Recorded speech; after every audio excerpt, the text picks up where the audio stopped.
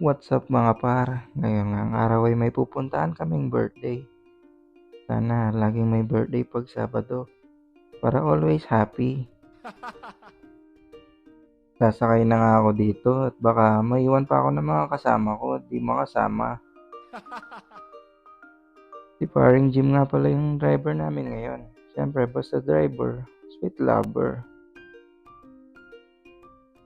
Dito nga habang nagbibiyahe kami, iniisip ko kung ano yung aming ireregalo. Bukod kasi sa bag, sarili lang din yung dala namin. Tapos pag pauwi, ang dami naming dalang Sharon.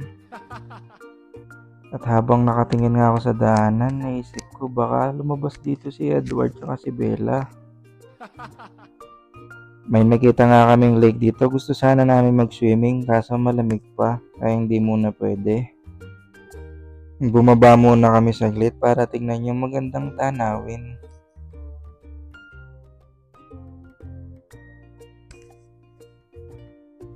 Wow!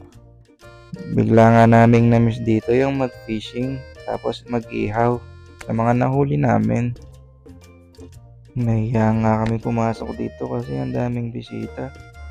Tapos iba talaga dito sa Amerika, wala man lang naka-tricycle, wala akong nakita. Pero dahil gutom na nga kami, dali-dali na kaming pumasok dito.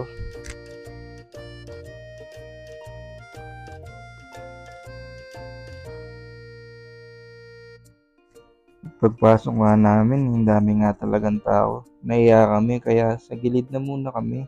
Tapos tinanong nila tayo dito kung ako daw ba yung nagbablog. Sabi ko oo, kaya pa-support na lang po. Shoutout sa inyo. At syempre nga dahil maraming ang bisita, pila muna kami sa pagkain. Ayun na yung nasa likod guys, ang daming pagkain nga. Una ko nga kinuha dito yung tuyo tsaka yung pusit. Hindi talaga ako makain ng tuyo pero parang nakita ko maliit. Naisip ko iba yung lasa pero ganun pa rin pala, maalat. At syempre hindi tayo magpapahalatang gutom dyan kaya pinuno ko na lang muna yung pinggan. At life update nung naubos ko yun, kumuha ulit ako. Sabi ko nga sa mga kasama ko dito, bilisan nilang kumain kasi wala akong kasamang babalik doon.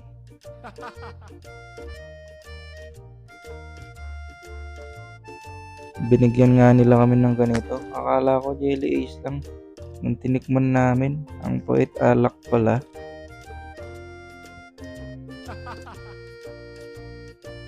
At pagkatapos nga namin kumain, nandito na kami sa mahiwagang lamesa na kung saan ginaganap ang inuman.